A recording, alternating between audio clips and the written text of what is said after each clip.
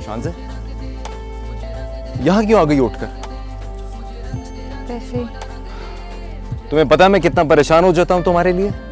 तुमने अरूबा का behaviour note किया?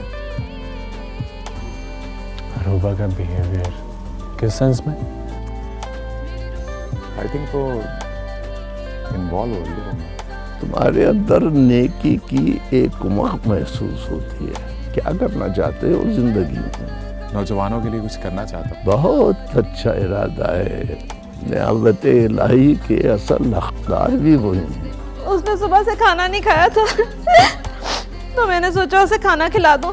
क्यों क्यों सोचा तूने ऐसा? वो भी तो इंसान है।